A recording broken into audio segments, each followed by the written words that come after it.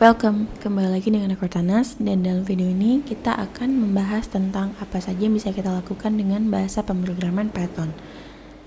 Seperti biasa, again, I'm not an IT expert, dan semua yang aku sampaikan dalam video ini berasal dari pengalaman dan beberapa research yang aku lakukan, karena hal ini juga pernah aku pertanyakan sebelum yakin untuk mempelajari Python.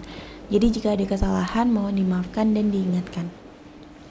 Saat ini ada banyak sekali bahasa pemrograman dan kita tidak bisa menutup kemungkinan bahwa masing-masing dari bahasa pemrograman tersebut pasti memiliki kekurangan dan kelebihan di bidang tertentu. Jadi sebelum kita mempelajari suatu bahasa pemrograman, seringkali kita bertanya apakah bahasa ini cocok untuk our dream job atau malah ada bahasa lain yang lebih layak kita pilih. Serta mungkin juga ada pertimbangan-pertimbangan yang lain. Untuk itu, penting bagi kita untuk mengetahui mana bahasa yang cocok untuk bidang A, mana yang bagus, mana yang kurang, dan hal-hal semacam ini bisa kita bahas di video selanjutnya, atau teman-teman bisa cek juga beberapa project yang ada di situs-situs code sharing seperti GitHub. Jadi teman-teman bisa lihat, misal kita suka dengan topik automation atau topik web development, kita bisa search di kolom pencarian GitHub, misal automation, maka kita bisa lihat di bagian sini ada beberapa pilihan bahasa pemrograman yang populer digunakan untuk automation. Sama halnya dengan misal suka topik terkait web development, teman-teman juga bisa cek langsung beberapa bahasa yang populer digunakan dalam web development. Selanjutnya teman-teman bisa cari lebih lanjut tentang bahasa yang akan dipelajari, seperti framework apa yang sekiranya akan teman-teman gunakan, mungkin disesuaikan dengan proyek teman-teman, atau cek juga library dari suatu bahasa pemrograman tersebut mencakup akan hal apa saja. Oke, jadi kita langsung ke bagian intinya. Berikut adalah beberapa hal yang bisa kita lakukan dengan bahasa pemrograman Python. Yang pertama adalah automation. Automation adalah suatu kegiatan di mana kita mencoba untuk meninggalkan suatu pekerjaan yang sudah menjadi rutinitas, yang mana dalam melakukan pekerjaan tersebut seringkali kita menghabiskan banyak waktu, sehingga waktu yang biasa kita buang untuk melakukan hal tersebut bisa kita alokasikan untuk pekerjaan lain, misal mempelajari hal baru atau melakukan validasi dari pekerjaan-pekerjaan yang sudah kita selesaikan, atau bisa juga untuk jalan-jalan kalau dirasa keseharian kita cukup membosankan. Automation ini banyak kita jumpai, bahkan bisa diaplikasikan untuk hal-hal terkecil dari pekerjaan kita. Tapi meskipun hal tersebut kecil, cukup memakan waktu kita juga. Misal tiap kita pertama kali menyalakan laptop, atau let's say misal tiap jam 7 pagi kita mau buka web tertentu, misal portal berita online, lalu kita ambil highlight dari kabar terbaru atau sebagainya, yang mungkin sebelum kita automatisasi kita perlu pasang alarm tiap jam 7 kurang, lalu kita buka laptop dan akses website tersebut dan lain sebagainya.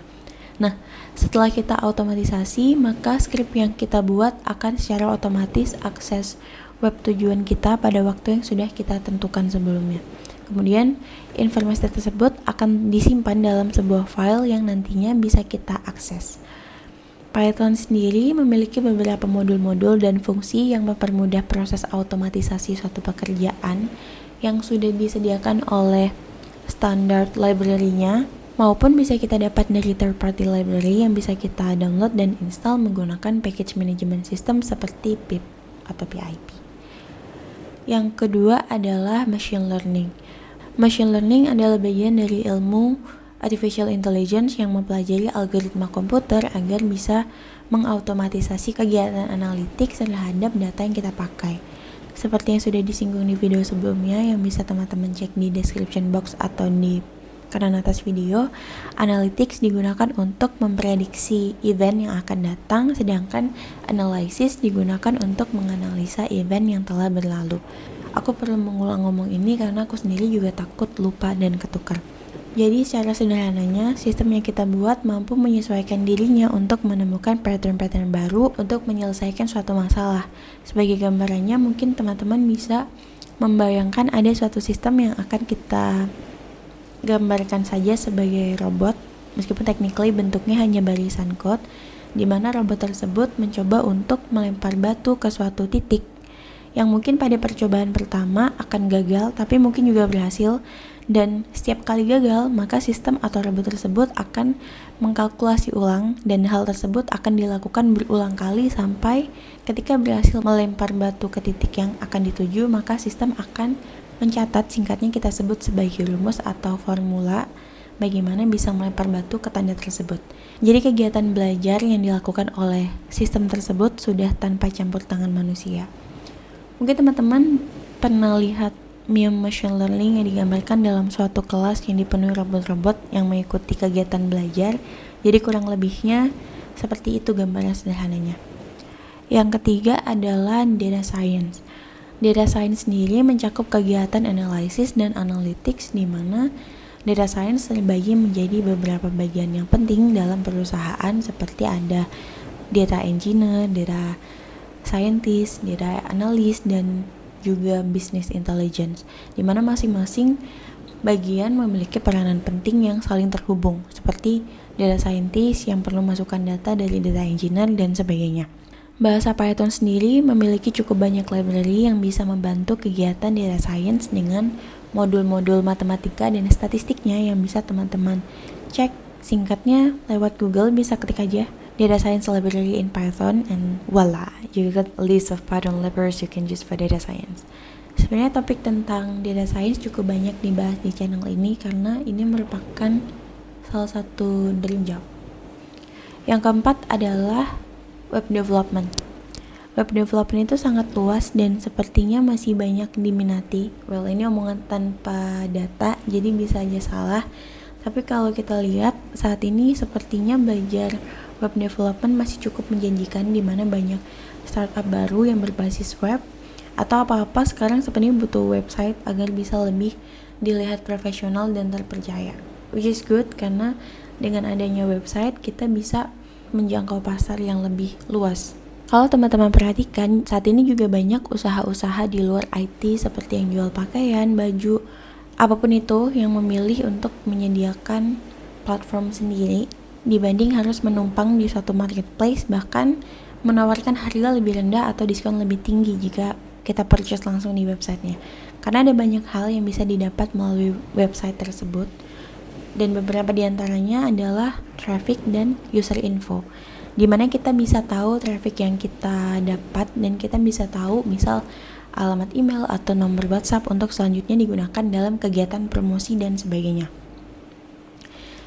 Ilmu dari web development sendiri juga ada banyak, bahasa pemrogramannya juga banyak yang digunakan dengan pilihan framework yang terus berkembang, dari simple website yang isinya hanya berupa teks sampai yang bisa dibuat macam-macam di websitenya.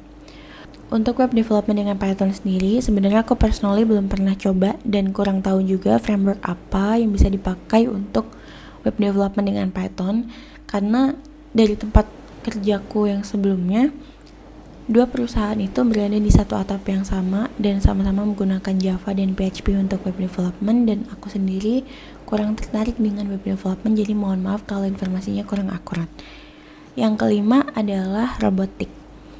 Sekarang ini banyak kita jumpai atau malah kita pakai robot-robot yang mungkin beberapa puluh tahun yang lalu belum terpikir akan ada suatu hal secanggih itu dalam meringankan pekerjaan manusia. Robotik lebih ke penggabungan antara software dengan hardware, yang hardware-nya sendiri bisa aja dibuat khusus untuk keperluan tertentu sesuai fungsinya. Robotik juga aku personalnya belum pernah coba, jadi untuk kegiatannya seperti desainnya, programnya seperti apa juga belum ada cukup gambaran yang jelas. Mungkin ada teman-teman dari robotik yang bisa share di comment section. Aku sangat berterima kasih atas informasi yang teman-teman bagikan. Atau ada banyak channel yang bahas, bahkan kasih tutorial yang bisa teman-teman langsung cek aja, bisa tulis di pencarian seperti robotics with Python atau nana. Jadi selamat belajar. Jadi itulah beberapa hal yang bisa kita lakukan dengan bahasa Python. Beberapa dari pekerjaan yang aku sampaikan tadi juga masuk ke dalam daftar pekerjaan IT dengan bayaran tertinggi yang sebelumnya sudah aku bahas di video Highest Paying IT Job yang bisa teman-teman cek di description box atau di kanan atas video.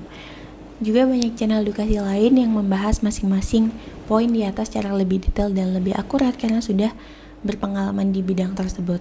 Karena video ini bersifat informasi umum yang sebenarnya bisa teman-teman dapat dari platform lain juga. Jadi teman-teman bisa langsung cari misal web development using Python atau automation with Python, robotics with Python dan sebagainya. Jadi teman-teman bisa langsung belajar topik yang sesuai dengan minat atau pekerjaan yang diinginkan. Sekali lagi selamat belajar semuanya.